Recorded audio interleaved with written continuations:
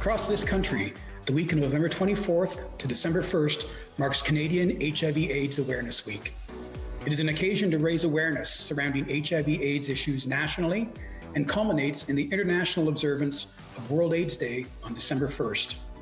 World AIDS Day is an opportunity for people worldwide to unite in the fight against HIV, to show support for people living with HIV, and to commemorate those who have died from an AIDS-related illness.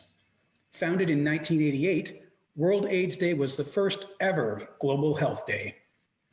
As someone who's lived with HIV since February of 2015, this observance is a very personal one.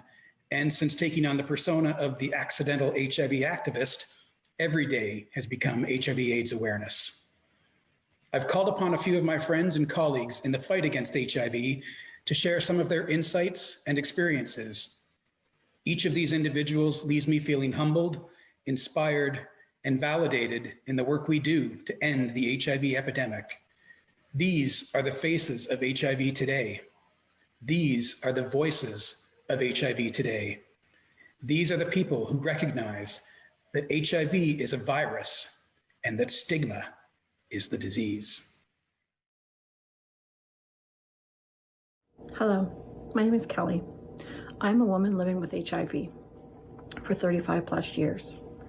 I'm undetectable, which means U equals U, undetectable equals untransmittable. But today I'm talking about stigma, because stigma is real, especially for a straight woman living in the rural area and trying to date, because some people don't have the knowledge about HIV. And I want you to get to know me first. I am first. HIV is something that I live with. I, on a regular basis, take my antiretroviral therapy. But stigma is still real, especially when dating. You know, you want someone to get to know you as a person. And then you have to sit them down and have that conversation to say, hey, by the way, I'm HIV positive, but I'm undetectable. And let's have an open conversation around it. But people still think that, you know, if we have unprotected sex, that you're going to get HIV from me. I supply them with all the brochures and all the information that they want and need to understand undetectable equals untransmittable. And this is the reason why I do the work I do at the Gilbert Center. As a straight woman, it is difficult and can be very challenging to be dating and the stigma around it, and trying to smash stigma all the time, and be in community and talk to community groups around being HIV positive. On World AIDS Day, it's so important. HIV is the disease. Stigma is still real. Hi everyone, my name is Kira Salib. I was diagnosed with HIV in June 2007. Ever since I found out my diagnosis, stigma has changed over the years. I do remember at first, obviously, I was ashamed, I was scared, I did not have any resources available for me. Over time, things have changed, and now I've become an activist, very vocal about my HIV status and so on. But what's very interesting is throughout the years, seeing the change with social media platforms, that's where I went back into the closet for a moment.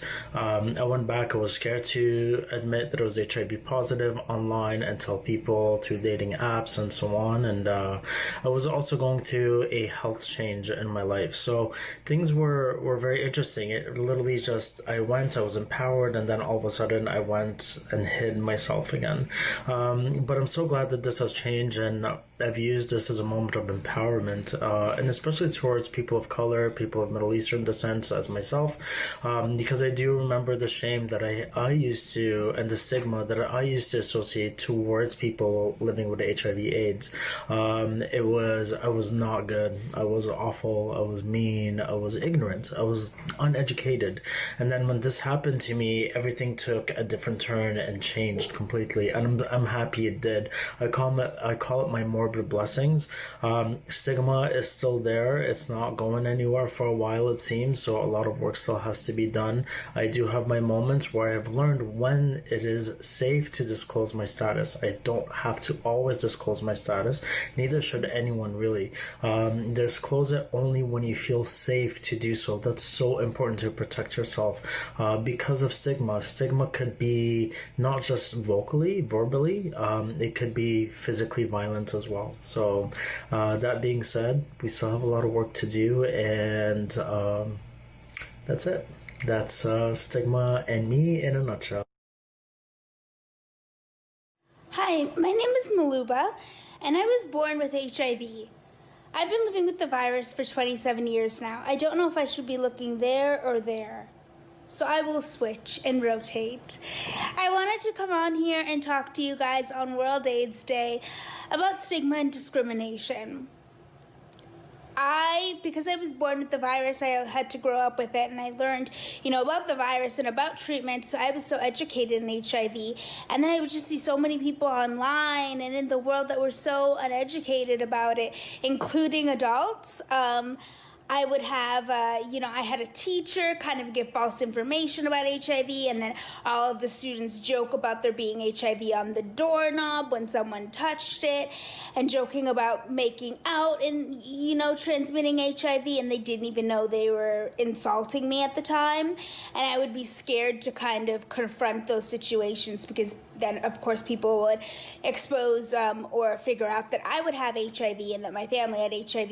And my family was so secretive about it, and my mom was so pressing that there's so much stigma and bullying. So I grew up really scared and sheltered, and just even the adults in my life couldn't, compare. I had a mentor that invited me over to her house for dinner with her husband, and served her food on her, nice porcelain plates, and her husband foods on nice porcelain plates, and gave me a paper cup and a paper plate.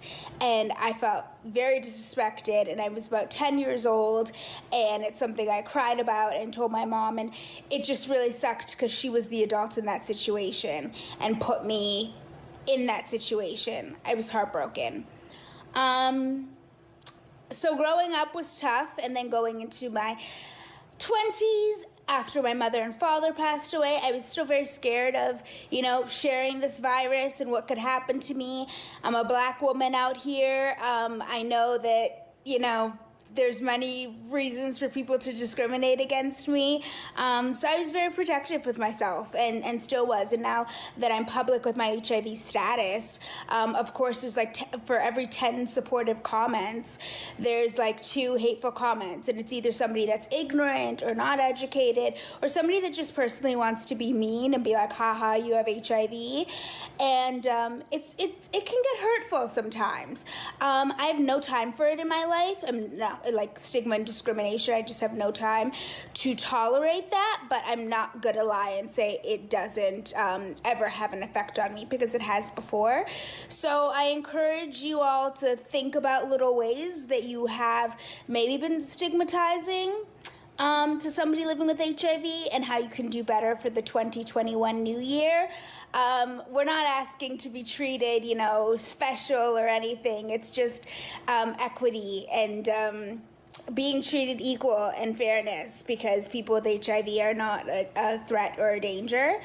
And I want to say to all my peers living with HIV, stigma doesn't have to be all part of it. I know it's a tough part of it, and I'm never going to diminish that, but I want to validate your feelings and tell you that there are a lot of good people out there, and I hope that you are able to get to a space where stigma, isn't the main focus, and you are able to put it to the back of your head. And I want to send my love to everybody on World AIDS Day, and thanks for listening.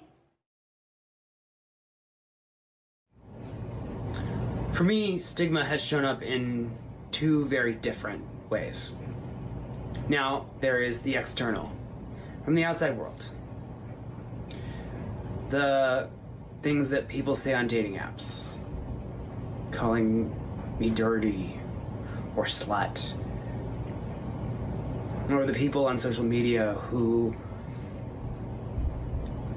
have their own ideas about what a person living with HIV is, saying that God is punishing me or that I deserved it. And then there's the time that I was with my friends in a bar,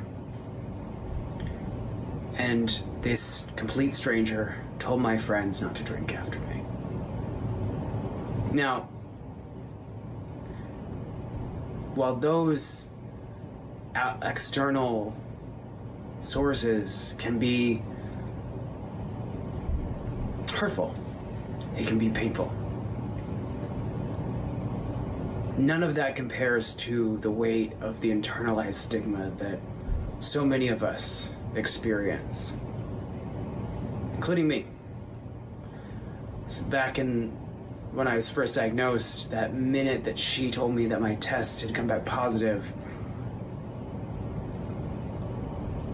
the weight of shame and feeling unworthy of belonging was so heavy. But I got really lucky. I was diagnosed in 2016, and shortly after my diagnosis, within the first 6 months somewhere, I found a video about a man. I found a video of a man who was so passionately talking about a fact that so few people were talking about. And that man was Bruce Richmond. And that fact was U equals U. When I learned I couldn't transmit the virus once I was undetectable, that changed the game for me. And don't get me wrong, there are days that I still think thoughts about myself related to my diagnosis.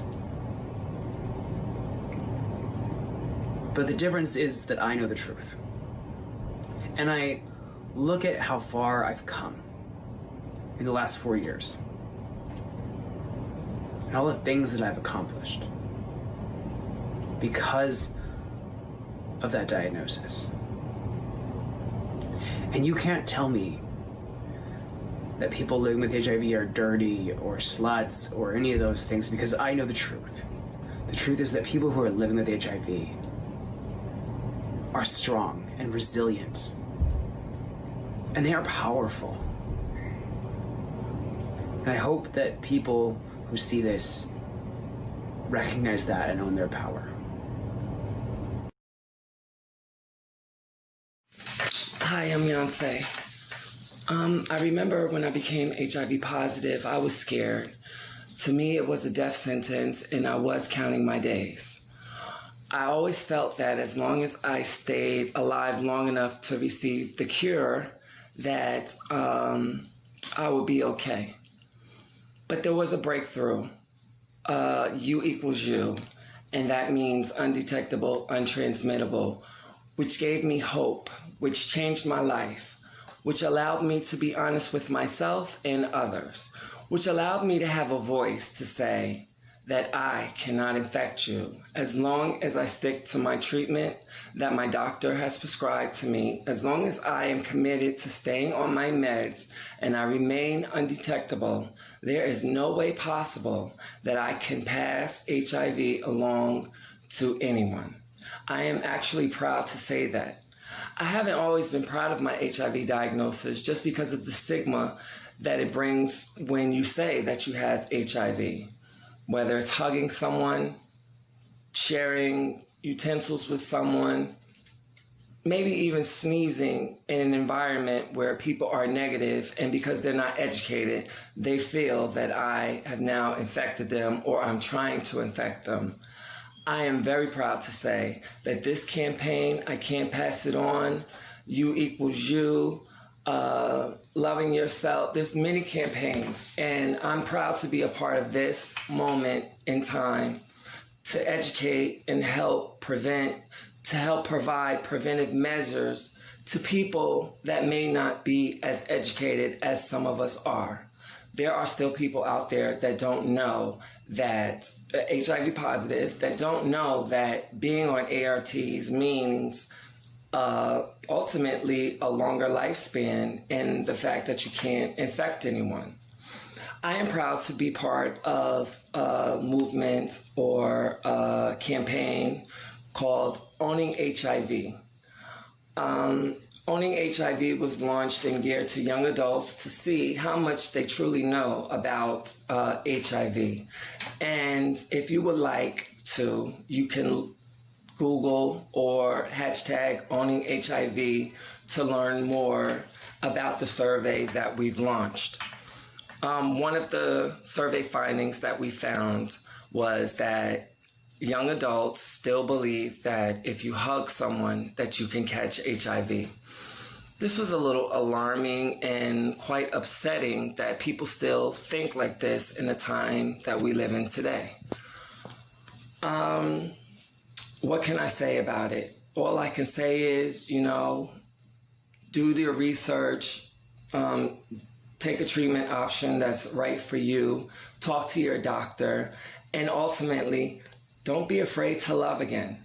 Most of us contracted HIV and stopped loving ourselves. Well, it's time for you to love yourself again. Treat yourself kindly. Take your meds if you need to take them. Don't take them if you don't want to take them. But when you're ready to become undetectable and not transmit the virus, then you too can enjoy a happy and healthy life. Let me take that back. Let me not say that you too can enjoy a happier, healthier life. All I'm saying is that when you become undetectable, you cannot transmit the virus, and ultimately, it can make you actually feel better about yourself. My self-esteem was on the rise when I found out that I can't transmit the virus to anyone else, and that, for me, brings me a great joy. So I celebrate you all who are undetectable. I celebrate you all who are trying to become undetectable. And I celebrate you all that are not undetectable, because let's be real, not everybody can afford the medicine, and the medicine's not always available to anyone, but you also matter, and it doesn't count you out. It just means that you have to work a little bit harder to get there. So I send my love to you all who are undetectable and not undetectable, and I send my love to all you brave people out there who are speaking up and sharing this message that we have the power to not spread this virus, and we can ultimately end this epidemic. Thank you for your time. I'm Beyonce Jones. We are married and living with HIV. Marriage has brought us 36 years of togetherness. Happy wife, happy life. Am I right about it? HIV has brought us 14 years of stigmatizing rumors. Rumor number one, I'm a black undercover MSM that brought home and gifted her with HIV. Rumor number two, a piece of a man is better than no man at all, which is why I choose to look the other way. What did we do about this stigma? We became more transparent and visible in the HIV community as a couple. Along with two other advocates, we started the Houston Heterosexual HIV Awareness Task Force. We brought awareness and straight information to men and women in the heterosexual community.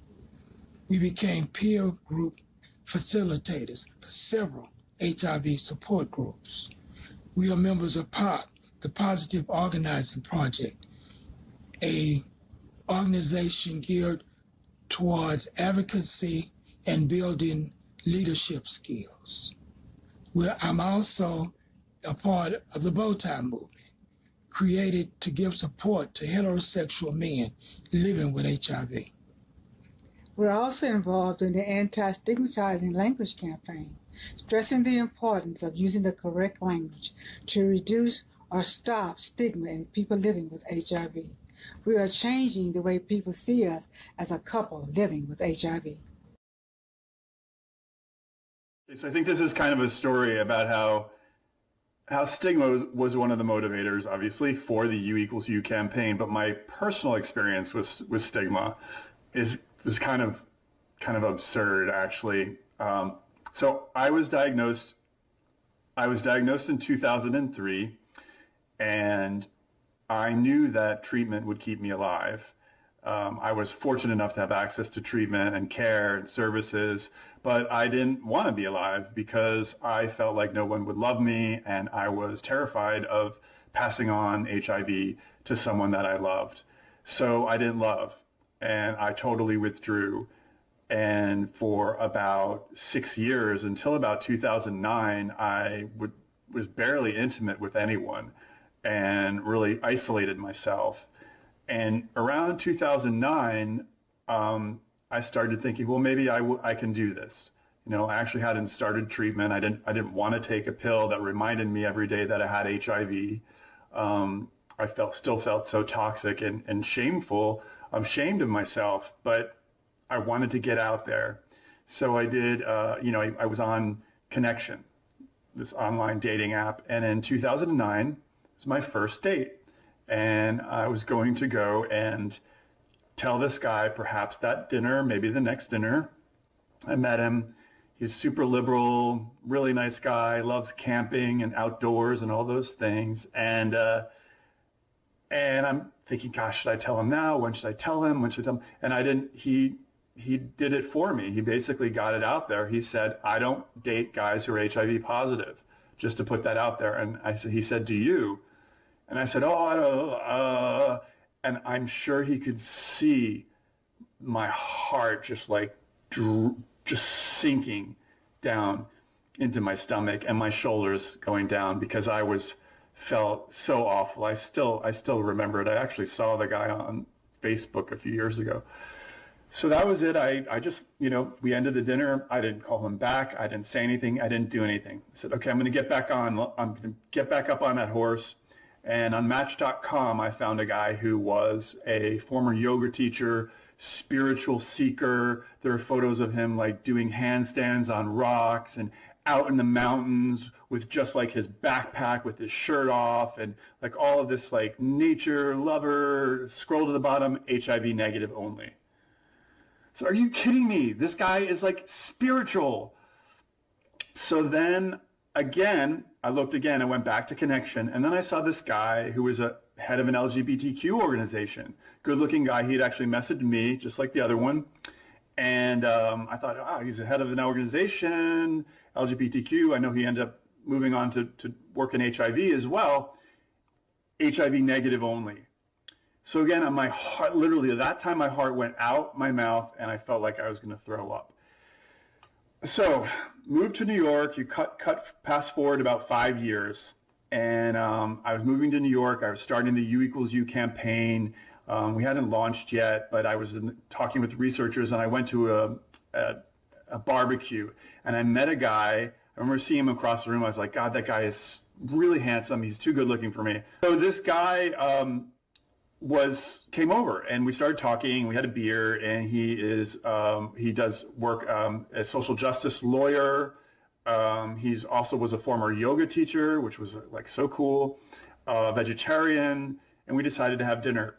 And we met in the West Village, and it was really good conversation, and I was so excited. Okay, here I'm going to talk to him about U=U, and I'm going to tell him now I actually have the research on my phone that I can show him, he doesn't need to be afraid of me. This is really exciting news. We can be intimate. We can do whatever we want, and no worries. So I told him about it. I'm undetectable. This is the campaign that I'm starting. And he's like, this is really interesting. I don't know anyone who's HIV positive. And that's weird because I'm 35 and I don't know anyone. I said, yeah, you probably do know people, but they probably aren't out about it yet. We're not yet in an environment where everybody can feel that they can come out as HIV positive.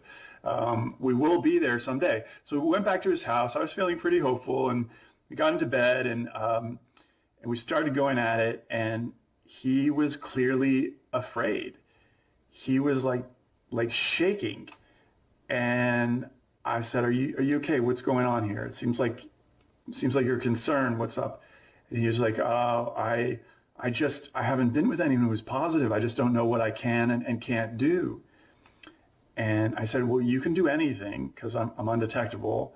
And I started to go through the research, and I just said, I'm really sorry. I'm not going to do this. And I don't want anyone else to do this either. I don't want anyone to have to prove they're not dangerous. I don't want anyone to have to give a science lesson before sex. I want this to be well known, and I have a lot of work to do. And so I went back home and just put all of my energy into Undetectables Untransmittable campaign. No one living with HIV is a danger, regardless of their viral load. There are all kinds of ways that we can have happy and hot, safe sex. And so that stigma was just another factor that really motivated me to focus on this and make sure that we get this message out to everyone, not just people living with HIV, but also to the public, and especially to gays and bisexual and same-gender loving men on the apps who can continue to be so cruel to each other and continue to scapegoat each other. We have to get this message out. So thank you, Stigma. I appreciate it. I mean, to all those guys, if you ever see this again, thank you for helping me get to this place where I am super motivated and where I experienced stigma head on. And I had it easy compared to most people. I mean, I was safe. I was bigger than all of you guys. My life wasn't being threatened by so many, that so many of our transgender women living with HIV and sex workers are in positions where stigma can get them killed. And so we've got to get this message out urgently. I want to give a sincere and heartfelt thank you to my friends Kelly, Kiro, Maluba, Calvin, Yonsei, Eunice and Calvin, and the fabulous Bruce Richmond, founder of the U=U message and movement, for being so open and raw in sharing their perspectives with us. For information on how you can get involved in helping end HIV, reach out to me at randyd@gilbertcenter.ca. Remember me. To the living, I am gone. To the sorrowful, I will never return. To the angry, I was cheated. But to the happy, I am at peace. And to the faithful, I have never left. I cannot be seen, but I can be heard. So as you stand upon a shore, gazing at a beautiful sea, remember me. As you look in awe at a mighty forest and its grand majesty, remember me. As you look upon a flower and admire its simplicity, remember me. Remember me in your heart, your thoughts, your memories of the times we loved, the times we cried, the times we fought, and the times we laughed. For if you always think of me, I will never be gone.